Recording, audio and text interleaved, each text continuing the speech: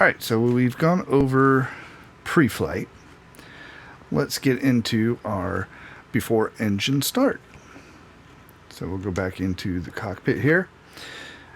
And we will start by, let's look down at everything here. There's our flaps. Our flaps are full right now, so let's push them all the way down. And make sure they're on the floor. By the way, this here is how we control the flaps in a Piper Cherokee. It's known as a Johnson bar. And as you pull it up, there's different sections of clicks.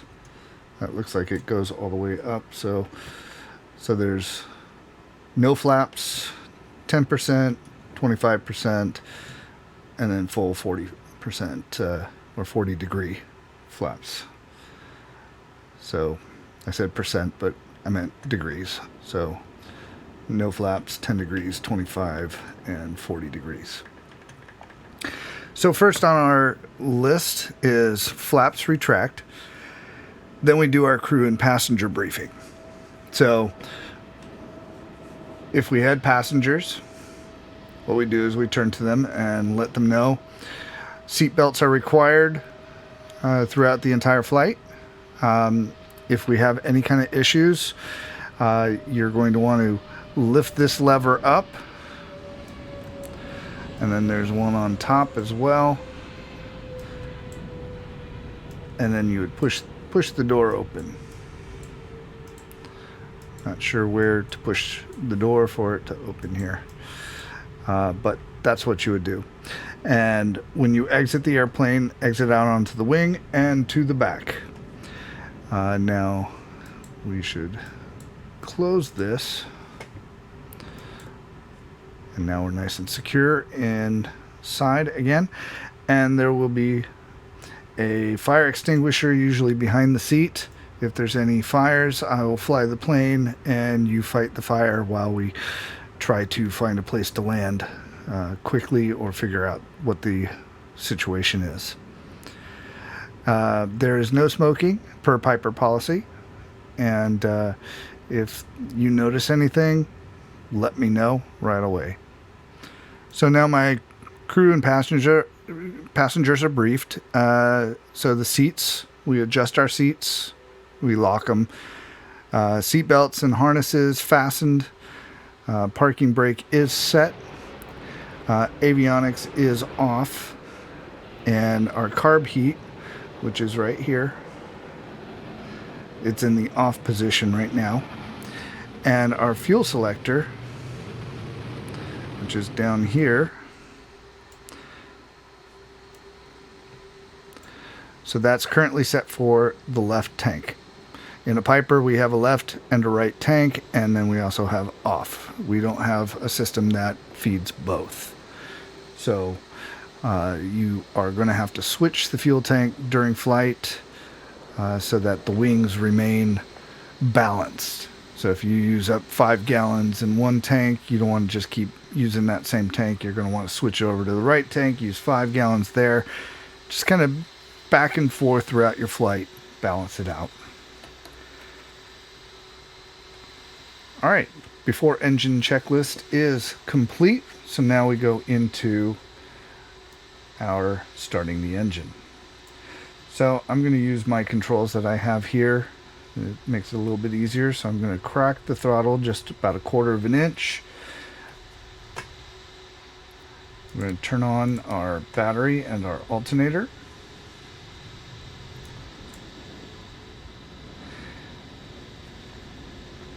Turn on our fuel pump. Turn on our anti-collision lights. Oops. Anti-collision lights, that's the pitot heat. We'll talk about that later. Then we're going to prime the engine. Now on a hot day, we can just do it this way. We can 1, 2, we get some gas in there, and then we're going to leave it full rich. Otherwise, you can use this here. This is also a primer. So now the engine is primed. I'm going to look out the window and say, clear prop. Everybody stands back. You look around, make sure that everything looks good. Nobody's in the way. All right, cool. So let's turn our key. And we'll turn it all the way. If we can stay on the blue thing. And we have engine start. We're successful. Now immediately, if your throttle is more than 1,000, you see our RPMs right here. I'm going to pull it back down until it drops down to about 1,000. Kind of keep it above idle a little bit.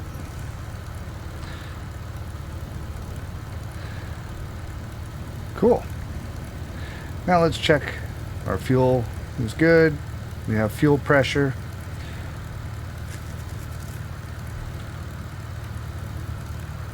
We have oil temp already. We have oil pressure. Everything's in the green. So we go to after start engine start checklist. So our throttle is at 1,000. We checked our oil pressure. Fuel pump can go off. Fuel pressure is checked. Mixture as required. Let's bring that down a little bit. My instructor likes to say bring the mixture to you. As you can see on this is mixture, and you got the T and the U right there, so it's kind of about halfway. So that way then you're not just feeding the engine full rich fuel. Now we can turn on our avionics and give that a second.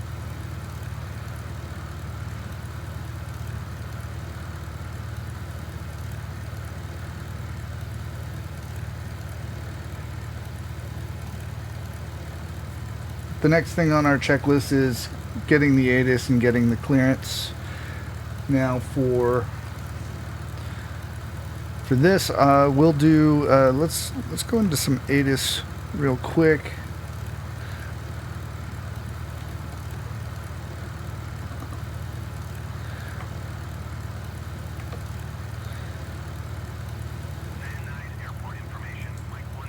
Press the OK there. Should be pressing.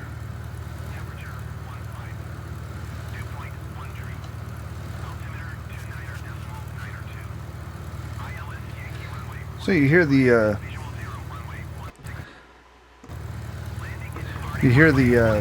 ATIS in the background there.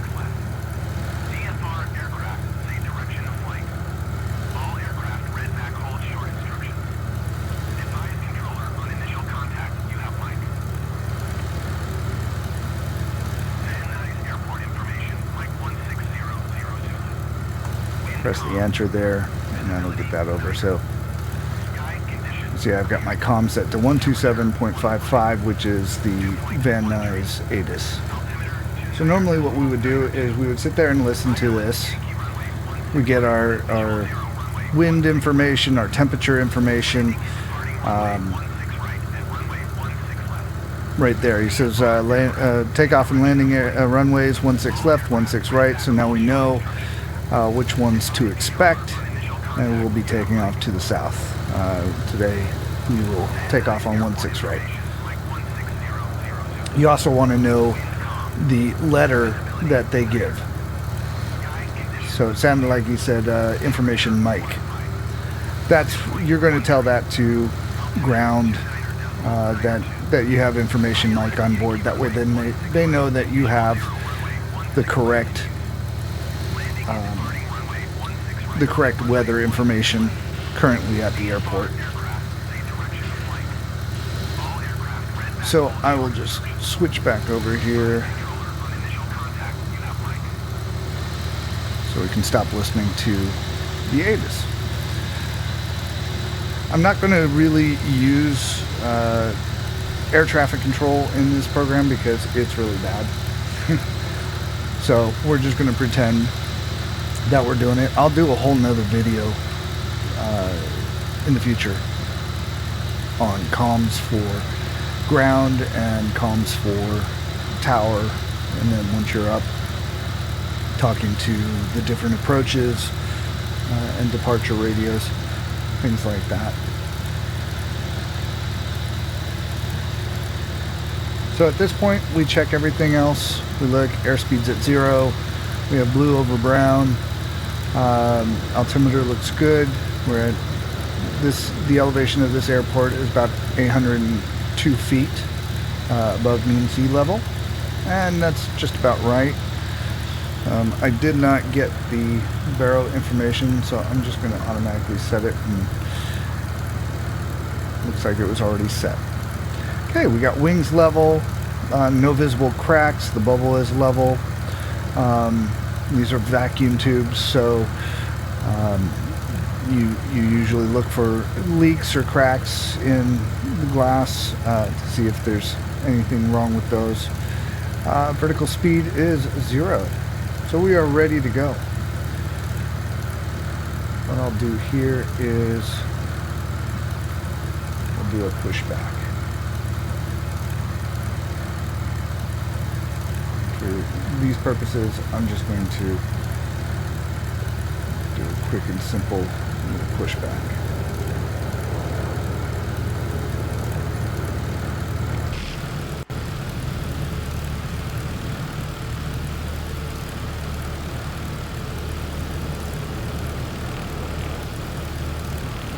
Normally our planes aren't facing the hangars.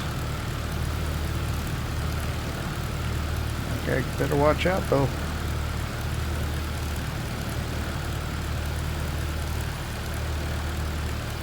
Just get ourselves nice and lined up here.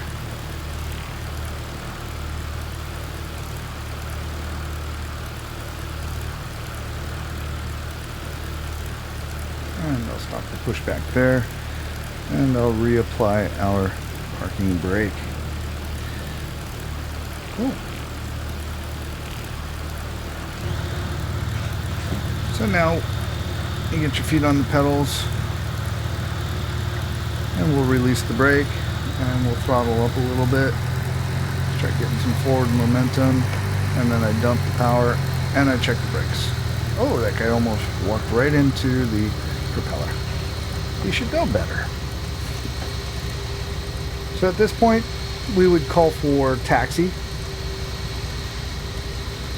Not really sure why there's a large jet airplane coming down the taxiway. They said 16 left and right, which is at the, out here, it's behind him.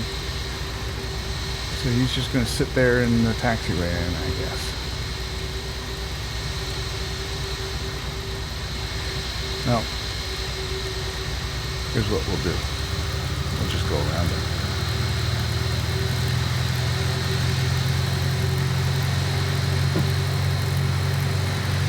Call for taxi clearance. They'll say 16 right via Alpha Charlie.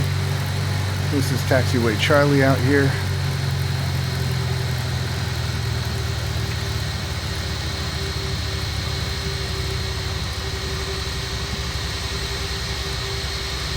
By the way, where I was parked is actually right in front of my school. And there are no large jets right near it. Actually, where this one on the left is parked is usually where the planes that I fly are parked. So we're just going to pretend that that jet wasn't there.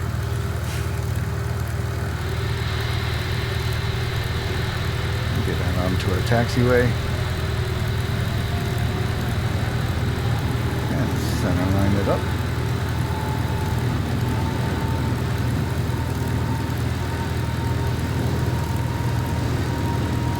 By the way, this is not the graphics that comes with the simulator for this airport. I bought this from Orbitz off the Microsoft Flight Simulator store.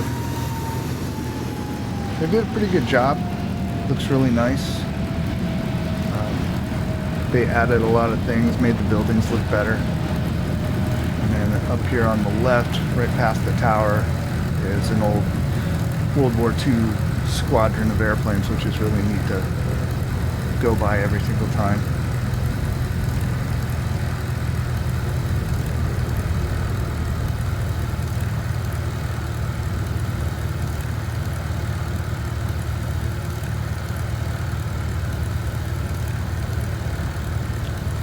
on an approach right now.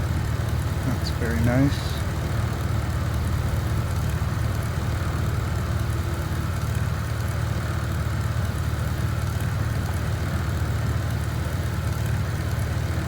So if you're just watching this and looking to maybe better yourself in the simulator, that's great. I really appreciate it. Let me know. Also, if you're interested in becoming a pilot and you have questions, oh, here's the squadron off to the left. See, look at those beautiful planes. Isn't that cool? If you're interested in becoming a pilot, if you're in the Los Angeles area, do leave a comment and I can tell you where I go. It's a good school, and they do things really well with trying to make sure that you save money and not just overspend, and because sometimes becoming a pilot can be super expensive.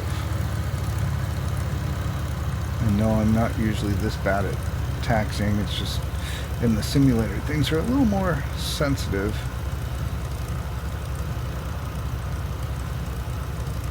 Okay, so this is our run-up area right up here. So I've dropped down to idle and braking some, and it's going really fast. Come on, slow down. And now I stopped way too short.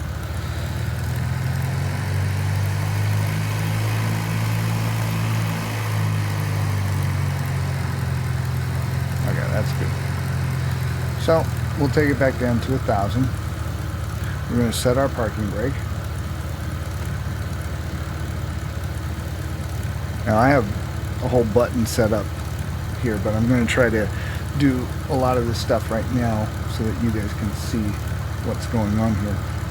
So we got our engine run up. So parking brake is set. We checked our area and looks clear on the left. Looks clear on the right.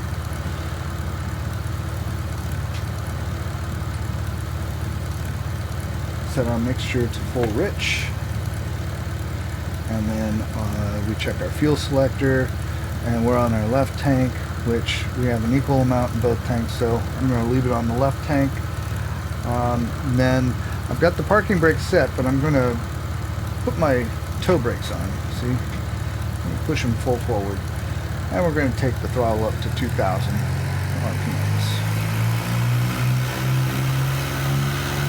See it right there? Not too much. So while you're at 2,000 RPMs, you're going to go over here and turn the magneto off one, and you're looking for just a slight drop on your RPMs. And then you go back to both. You see it goes back up. Now I'm going to turn it 2 times, so that I'm now on the left magneto. No more than 175. So that's good. Then next, I want to look at my gauges. I got green, and I got green again. So that's good. Then we want to look at our load gear.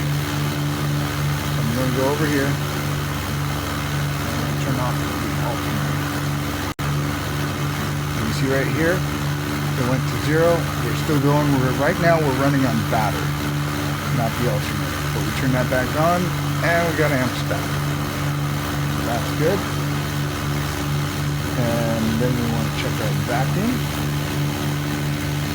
It's over there. Bring the camera over on that side. Find it. So we're around 5 there, so we want it to be around 5. So we'll go over the vacuum again in a later video when we talk about instruments. And then the last thing we do, we turn on our peripherals.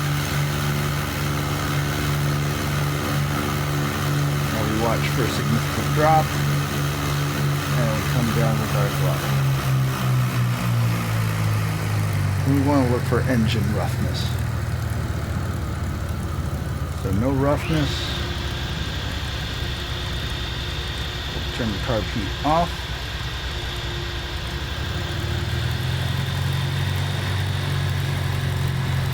it'll go back to 1,000 RPMs. Okay, we're all good there. So we can let off our toe brakes, bring our mixture back to you,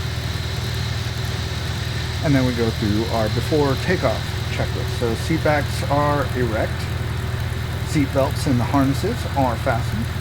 Our trim is set, which on a Piper is right here in the middle. So I have a little wheel that I can turn, and it's hard to see, but you want them to basically be neutral. So we'll look at the back of the plane here. So, oops, not too far. So this is our trim. So you can see it kind of moving there. You don't want it to be too high or too low. You want it to kind of be equal with the plane, with the stabulator itself. So we'll go back in here and look out the front. Carburetor heat is off. Mixture is set. Our primer is locked. That's where you would kind of pull this, give it a little tug, because when you push it in, you twist it and it locks into place. You give it a little tug to make sure it's not going to pop out on you. Our magnetos are on both, which is down here, which is currently on both. The fuel selector was on the left tank. The window I'm going to close here. And then flight controls once again. Once you're out here, we'll check. Left is up, right is down, right is up, left is down. Give it a full back and forth, make sure that everything works. Everything's good. All right, we are free and correct.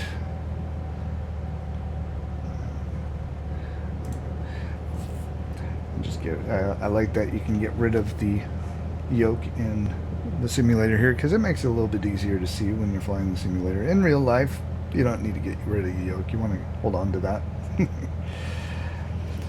Alright, so then we check our engine gauges. Still 3 green. Everything looks good there. Flight instruments. Airspeed still at 0. Blue over brown. Altimeter is good. Wings level. No cracks still. And vertical speed at 0. You kind of go over these because once you start moving, things will kind of jostle around. Sometimes this will be a little funky, and then once you start moving, it'll level out and it'll be good. If it's not, then we'll talk about that later when we come to minimum equipment lists and things that are required to be working while flying. That's a little bit later on.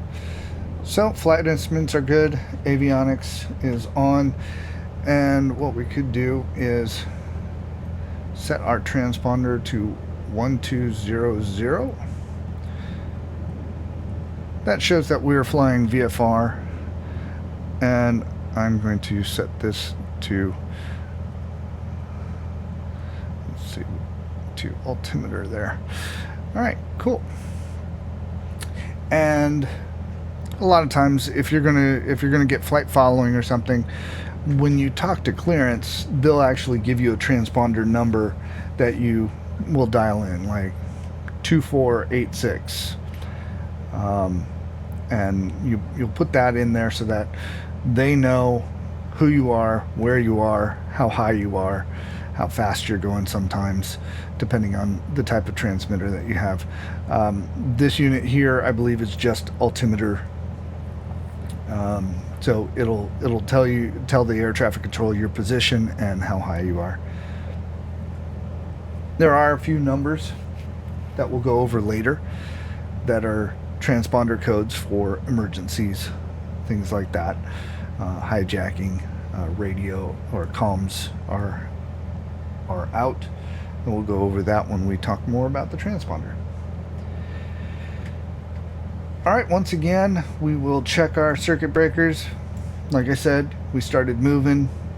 We popped everything in. We turned on the engine. Let's check with the back of our hand, make sure that nothing has popped out. Those two are still popped out, but they're in op. So that's good. And then the autopilot, if you have one, sometimes will be over here somewhere on this particular plane. I'm not sure. I know there's autopilots built in to every plane of Microsoft Flight Simulator, whether it has it or not. But for our purposes here, it's off. Cabin door is latched and it's all secured. Top and bottom locks are secured. There we go. Yep, that's good to go. So the last thing we do before we take off is a takeoff briefing, and this is good to do if you have passengers or even if you don't have passengers. I like to do it when I'm by myself as well, just so that it refreshes in your head. So what you're going to do is talk about the kind of takeoff you're going to have and if there's going to be any problems. So what I would say is we're planning on taking off on 1/6 right, and if we have any problems on the roll, I'm going to dump the throttle and exit at the first available taxiway. On our climb out, if we experience any issues under 1,800 feet, which is the pattern altitude for this airport, so under pattern altitude, I'm going to land at the first available spot, which could, in this case, in Van Nuys, we have the Spolva Dam. There's also a golf course in front of us. So that's usually what we say. Above 1,800 feet, we will attempt a 180-degree turn and land on the opposite runway, which would be 1/6 left. At that point, it'll be 3/4 right. But we'll declare an emergency and we'll immediately turn, and they'll clear the runway so that you can land quickly. Now for today's flight, we are planning on cruising at about 7,500 feet. That's 7,500. Always say it out. Air traffic control likes that. If you say 7,500, it could get misconstrued as something different. We are going east, so that is always odd numbered thousands, plus 500 because we are VFR. If we're going west, it'll be even. So if we're flying west, we'll be flying at 6,500. Cool. Everything is ready to go. So our flaps are set. We're doing a no flap takeoff. The windows and doors are closed. We're going to notate our takeoff time, which is, let's see, 8:35. And so what we do is we go full mixture. Fuel pump goes on. Landing light goes on. Let's just look out the window real quick, see if anybody's on approach. I don't see anybody on approach right now, so we're going to go ahead and do it. So I get my clearance to take off from the tower and release my parking brake.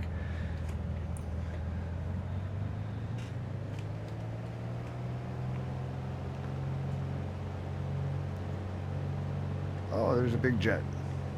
I'm gonna cut him off because he doesn't actually exist.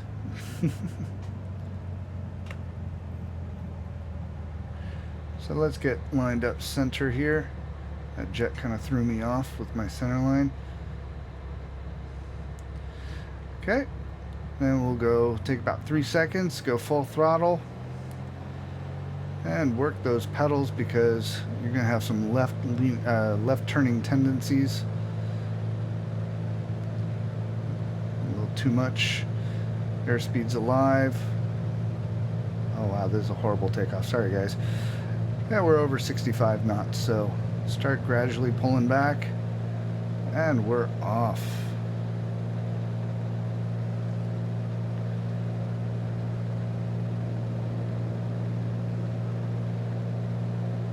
I'm just kind of ignoring other aircraft right now. I should have set it to aircraft off. So we just keep our climb going until we're past the runway here. A lot of times air traffic control will tell you to turn a certain direction now, but I'm going to wait until we hit the normal spot right before the basin here. See that open field?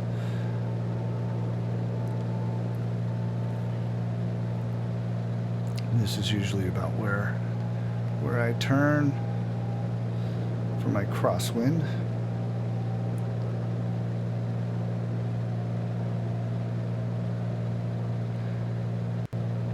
And I'm still pulling back on my yoke a little bit. Level off here. Okay, so let's pretend that air traffic control gave us a they said restrict yourself to 1,800 feet, which we're going to do because straight ahead of us is the Burbank Airport, and that's a Class C airspace, which starts at 2,500 feet. So I don't want to go too much higher here.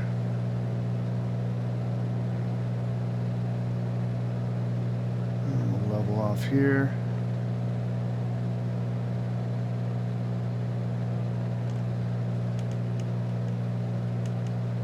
I'm going to pull back my throttle, and we'll adjust our trim so that I'm not going down and release some of the pressure off the yoke.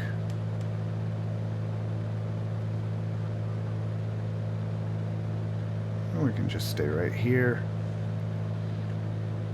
So when I'm at my cruising speed, I just kind of want to keep it around 21 to 2,300 RPMs. Starting to go down a little bit too much, so let's give it a little more trim. And there we have it. Right now I'm in straight and level cruising. I've got everything set. I'm not touching my yoke.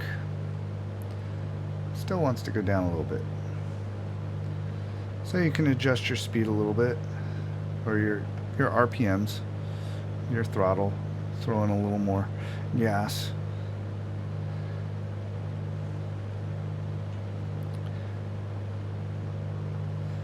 Now in real life, when you're doing this, you play with it, and then you'll find that sweet spot, and it'll stop kind of going up and down, and it'll finally decide it wants to just stay at that altitude. But you're always going to keep a look at it.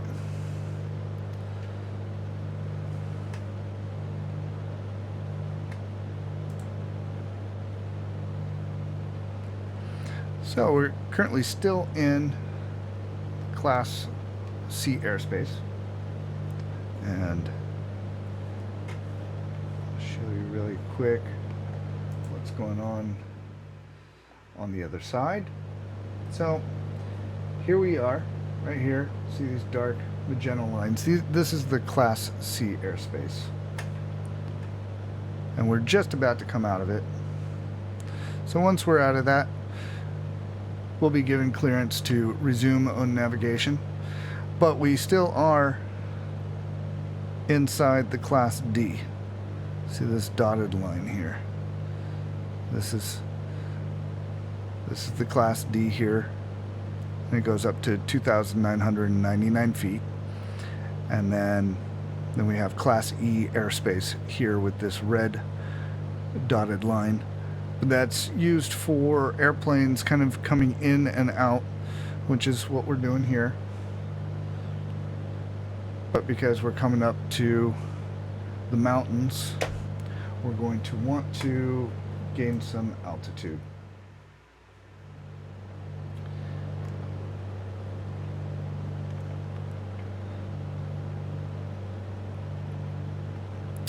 And right now we have up to 3,000 feet. We've been given clearance, so I'm going to go back full throttle, which is going to automatically make the plane start pitching up.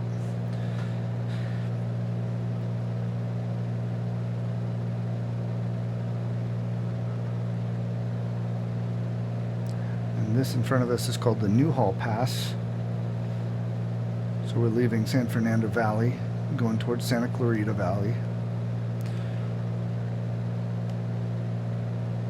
I'm going to pull back on the yoke a little bit so that we can gain a little more altitude, a little bit quicker. I don't want to be too close to those mountains.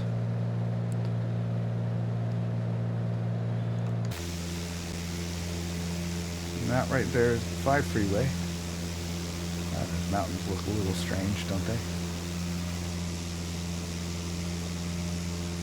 So it looks like we're going to clear these mountains just fine.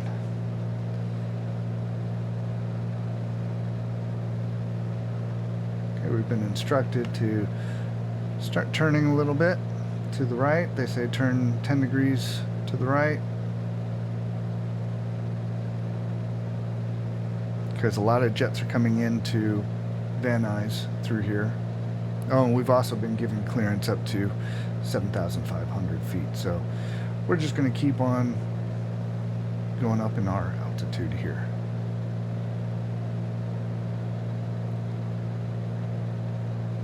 And since we're going to clear those mountains, look out the side, we're clearing the mountains just fine. I'm going to keep our turn going here.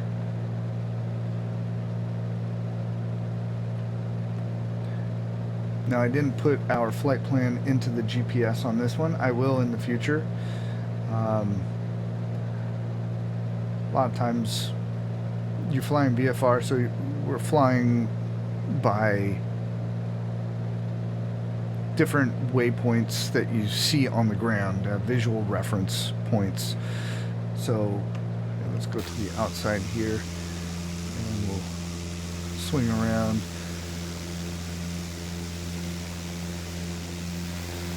Just off to the right, straight in front of you there is Magic Mountain. I don't see it right now, but it's out there. One thing I think is funny about the simulator is there's technically a river on the map, but it's pretty dry. But this makes it look like there's this big beautiful river that's going through the Santa Clarita canyons here.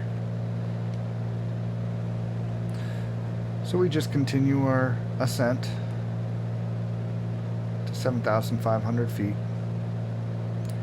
Now that's not only going to get us over these mountains here, but it's going to get us over a lot of airspaces that are up in the Antelope Valley, as well as a mountain range right before Las Vegas, which I think one of the spots we might be flying over is close to 6,800 feet. So I would prefer to be higher. And these planes can go a little bit higher. In the sim, they'll top out around 10, 12,000 feet, something like that. But in real life, I haven't flown up to 10,000 feet yet. I would prefer not to right now. I don't have an oxygen system that I bring with me. 10,000 feet would be, you really want to have some sort of oxygen at that level. It's not completely necessary, but we're going to go over that when we talk about hypoxia and other medical issues related to altitude. All right, so now we are on our course here.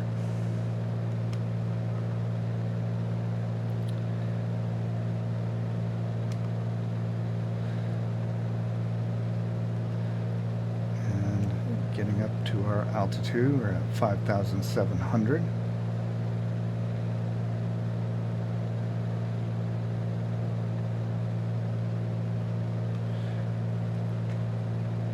One thing I forgot to do is our after takeoff climb list. So when you're about 500 feet above AGL, you would retract any flaps. Then you would come back and you would check your gauges, make sure you got 3 greens, 1, 2, 3 greens, 1, 2, and 3. And then when you hit 1,000 feet AGL, which is above ground level, You would then turn off your fuel pump, check your fuel pressure, still good, and shoot for 100 knots for airspeed.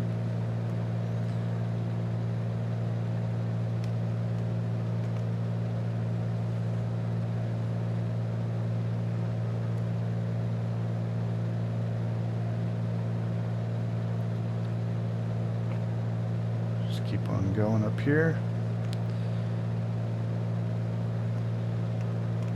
We're already way over these mountains here. We're clear them, no problem. But like I said, it'll be nice to be up there at 7,500 because right now we're going eastbound, so it's either 5,500 or 7,500. 6,500 is reserved for eastbound VFR. And the reason why they separate it out like that is if you're flying instrument flight rules, so IFR, they tend to be at the even, or just, they don't add the 500. So it'll still be the same thing. They'd be at 7,000 feet going eastbound, 6,000 feet going westbound. They can really go at whatever altitude that they want. Whatever they discuss with air traffic control, make sure that it's okay with them. But as far as us, we're flying VFR. We're trying to get our private pilot's license, right? Alright, so we're coming up on 7,500 feet. We're going to start letting it level off.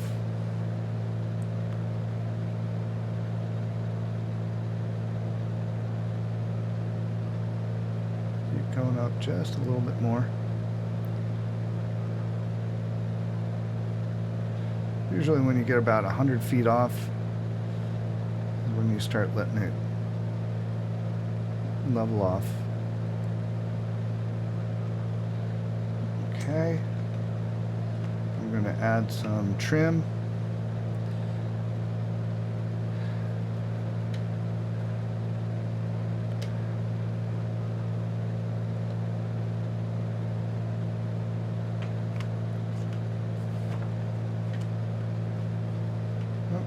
Much trim.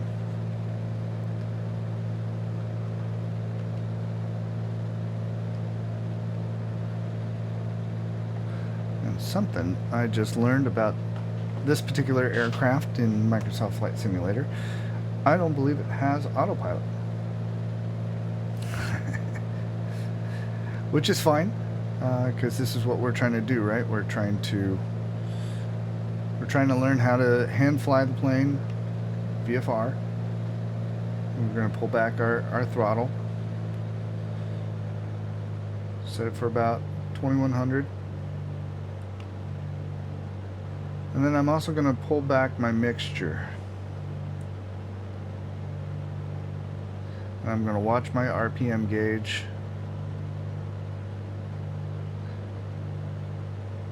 Okay, my RPMs are going down, so I'm going to push my mixture back up a little bit so that it evens out.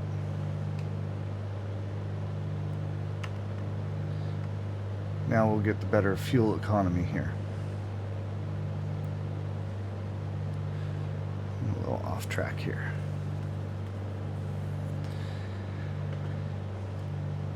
Yeah, it's possible it has autopilot, but I did not put in any coordinates into our GPS.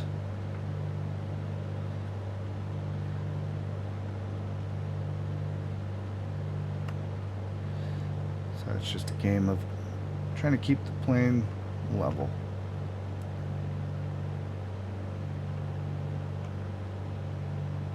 And keep us on course too.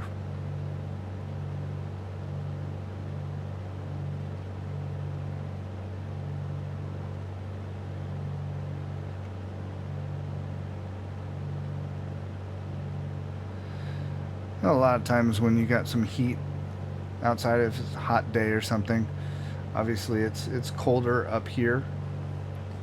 Let's see if I can see what the temperature is here.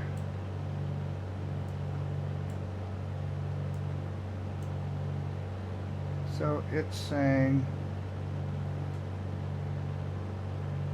it's about 40 degrees Fahrenheit, about 12 degrees Celsius. And we're going way off track here.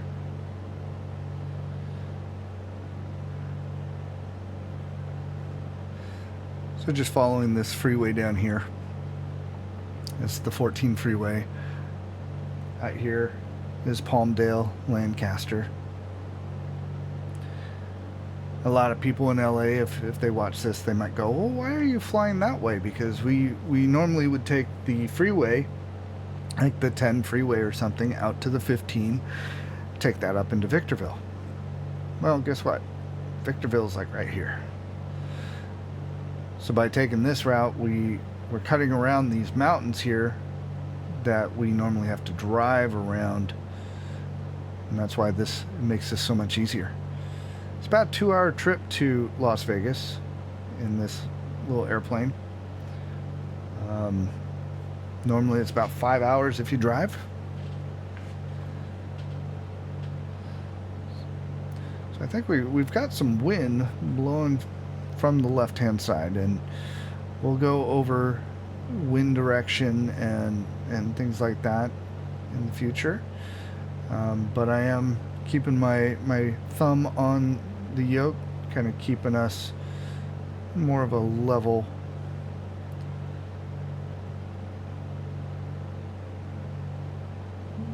Keeping us more level here.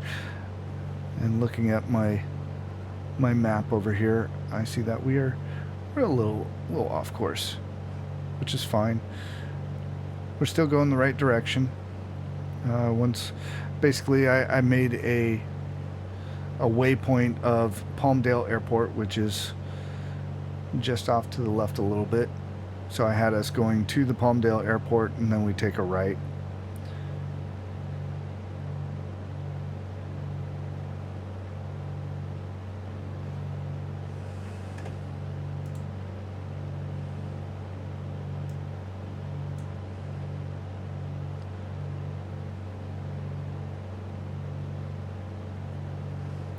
So something we can do is, let's take a look here.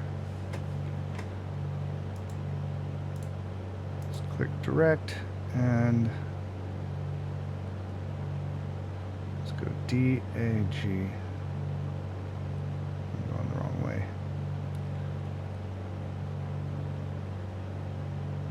So D, do the outside one. A. Oops. Very sensitive. So A, and then G.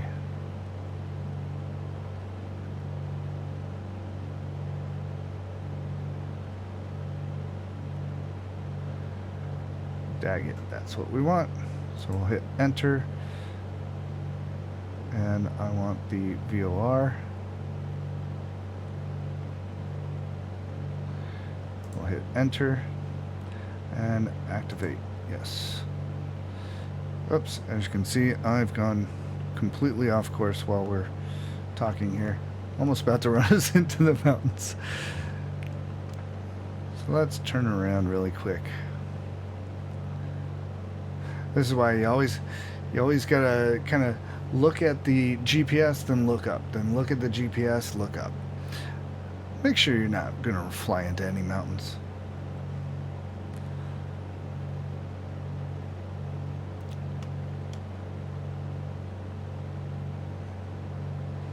So it's obviously one of the, let me tell you a story here. I was big into the flight simulators and loved flying these things. Every day I was flying and just had a blast. I thought I was really good. You know, it's like I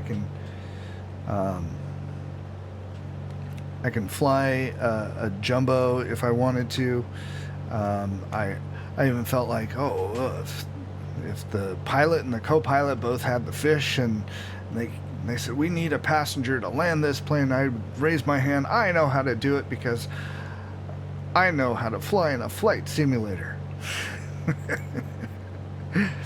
When I went to interview different schools for actual flying, and I would tell them kind of the same thing, they all kind of laughed.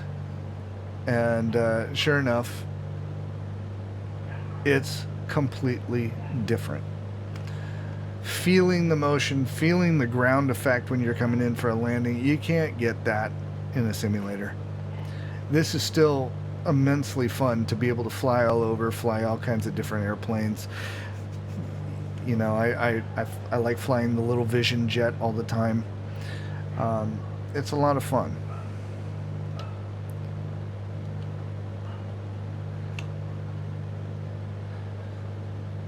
So I thought if I punched in this VOR that we're supposed to be going over, I might be able to get the autopilot to work. But the autopilot's just not going to work on this plane, because I don't think there is one. Which is strange.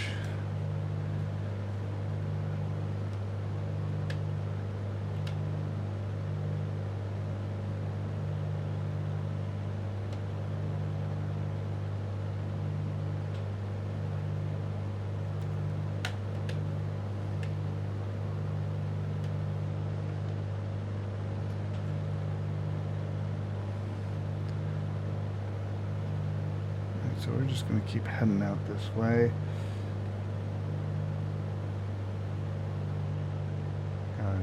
As you saw, I got a little low on my altitude, about 7,200, so I increased the throttle. Trying to keep my wings level. A lot of times when you're flying over the mountains, you'll get some bursts, some turbulence and air bursts that'll kind of blow you around, knock you off course. So we must have a headwind here. Let's take a look real quick at our GPS.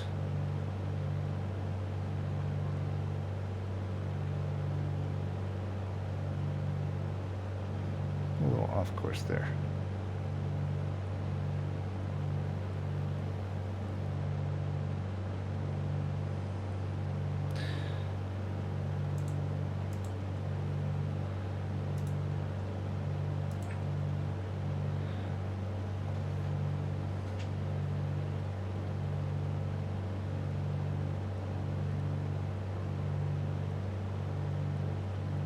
Nope.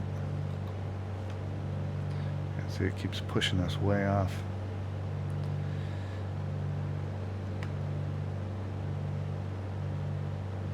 Alright, so we are at cruising altitude. And what I had said before was we're going to start going through the books, through the PHAK. I want to make sure that this is the part of the course that is really important.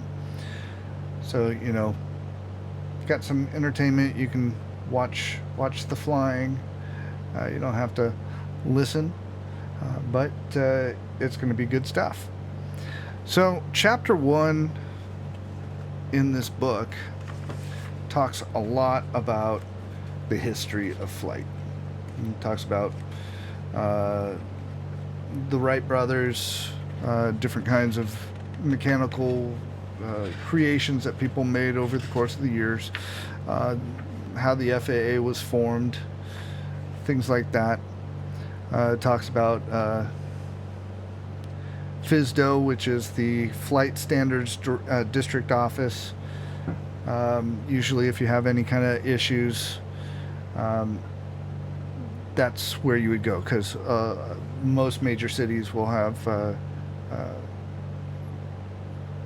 the FSDOs that you can go to and for different reasons. If you need to request an extension on repairs, if your plane is over a certain number of flight hours and you need to get it to a mechanic, but you can't legally fly it because you're over 100 hours, you can go request from FSDO for them to allow you to fly it to another airport that might have a mechanic or something. There's lots and lots of information online. It talks about the AIM, which is the Aeronautical Information Manual. It talks about different publications, the ACs, we call them. They're advisory circulars. They're information pertaining to flight rules or changes, things like that. Then we come to kind of the first really important kind of stuff. Notice to airmen. We call them NOTAMs. NOTAM. There's several different types of NOTAMs, and we'll go over them here. So you have, first off, you have the NOTAM Ds, flight data center NOTAMs, military NOTAMs, civil NOTAMs. Each one of these kind of does something different. Now, before a flight, you would look, you would get your briefing, you would check to see if there's any NOTAMs. The NOTAMs could have something as minor as, the taxiway between Alpha and Charlie is closed, so you'll reroute and you'll take a different taxiway. It could say there is a construction crane of a building about a quarter mile past the runway. Okay, so now I know when I'm taking off, I'm going to see a construction crane in front of me. So I have to plan for that, so that I can get a little more altitude and to be able to get over it. Don't do something that's a low altitude takeoff, because you might run right into it. Might talk about temporary flight restrictions. Those are like, say, the president's coming to town, or they're doing a fireworks show, or some drone activity in the area. Another thing that I've actually experienced a couple of times, people hitting the planes with green lasers. That's not fun. All of a sudden your plane lights up with green. If you get hit in the eye with it, it could make it so that you lose your night vision for a temporary amount of time. Gotta pay attention here. I'm getting a little high in our altitude.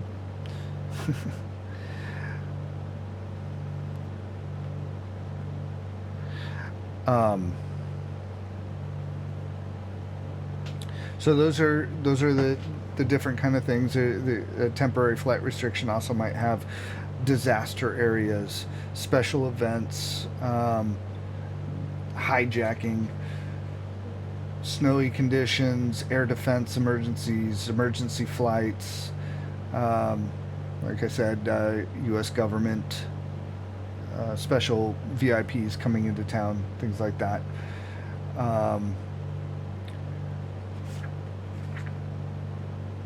So those are the kind of NOTAMs that you would normally get, and so you just need to be aware of them and be able to take a look and know what they are, so that you can properly plan your flight and be aware of certain things. Now, if you're using something like ForeFlight, the TFRs, or the temporary flight restrictions, will come up. Like the other day when I was supposed to go flying, and the route that I was going to take had TFRs all over it.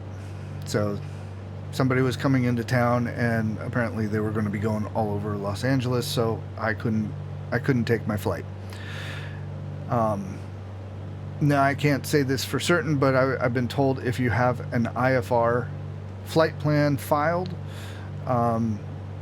then you are allowed to go in. But if you're just going to fly VFR like we are right now, squawking 1200, they'd probably be like, no, turn around, you can't come in, because they don't know who you are.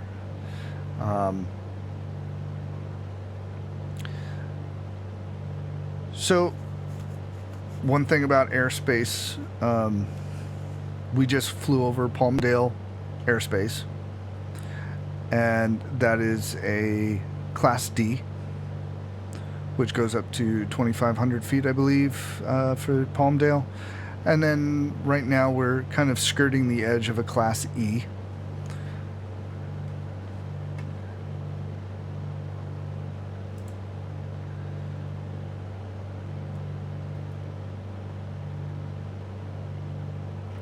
And basically air traffic control would have cleared us through this airspace.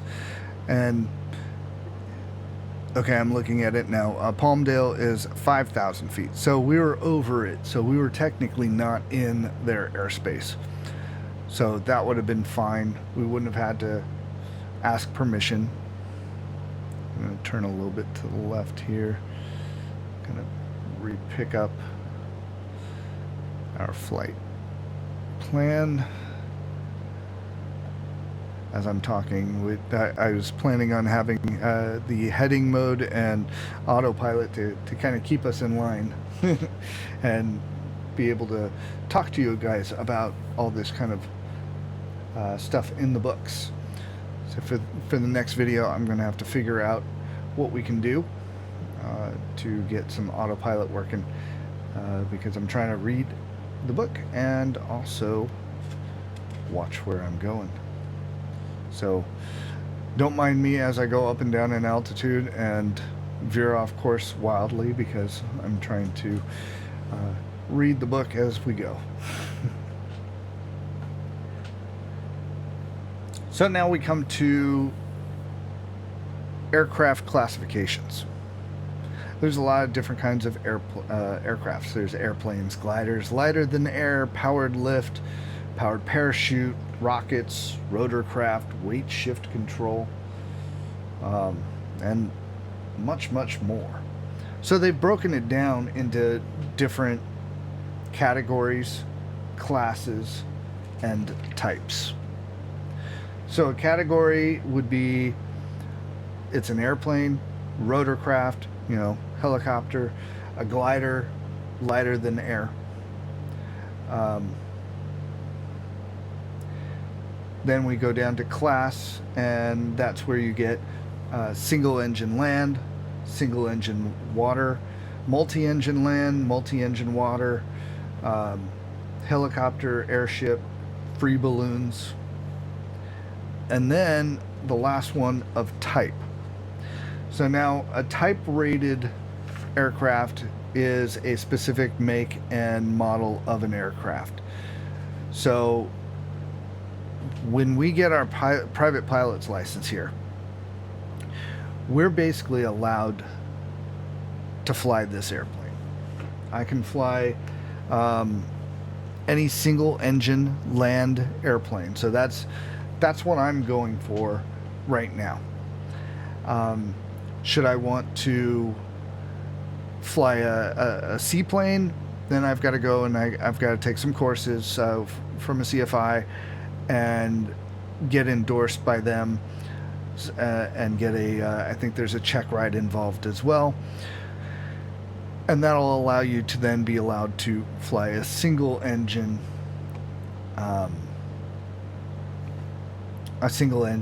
seaplane. Now, if I want to go type rating and fly something a little more specific, say a jet, like the Vision jet that I love to fly in the simulator here, that is type rated because it's got a turbojet engine attached to it. Some airplanes are more than 12,500 pounds, type rated. Different things like that, you'll need specific type ratings for. If you want to fly an aircraft that is over 200 horsepower, then you need a high performance endorsement. So you don't need the type rating, you need the endorsement. Same with complex aircraft. A complex aircraft, like you can see here, we've got a throttle and a fuel mixture. If you ever see the blue knob, which means that you can have a variable prop, that is a complex aircraft. Also one that has retractable landing gear, that's also going to be complex. So a lot of things, a lot of people ask me on a regular basis,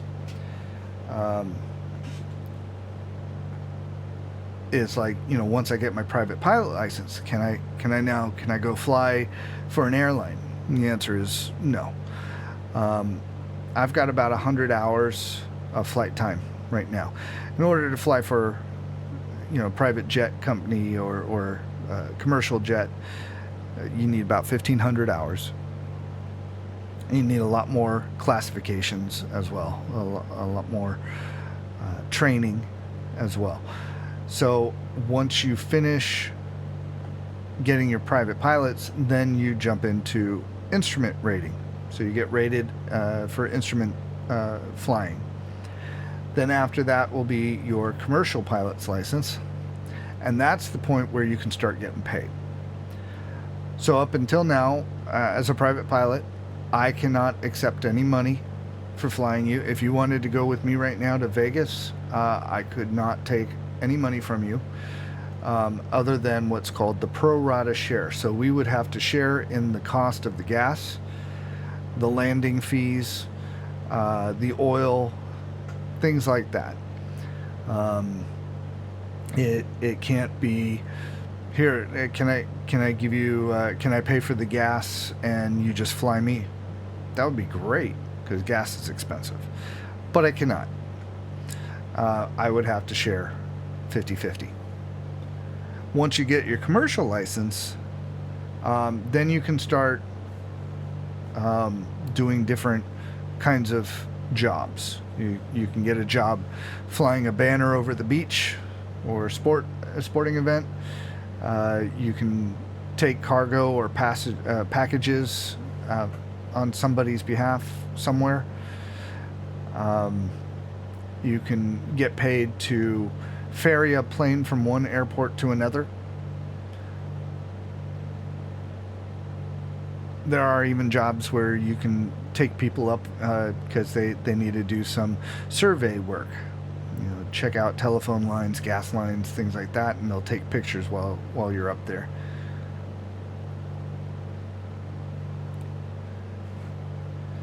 But once you get your commercial license, then one of the other things that you would also be then eligible for doing would be working towards your CFI license. And that is going to be one of the best places for you to actually get. So one of the things that you're going to take, you take ground school. I actually signed up for both Sporties and King's ground school. I thought they were both great. I wanted more knowledge, and I think both of them had a significant amount of stuff to tell us, and it really helped. And I studied for my written test and did very well. You have to get a 70 or above to pass. I ended up getting a 90%, which I was very proud of. Usually not the best when it comes to taking tests. So I was very happy that I was able to get through that. And now we go for our oral portion and our practical portion. And that will determine whether or not we get our pilot's license.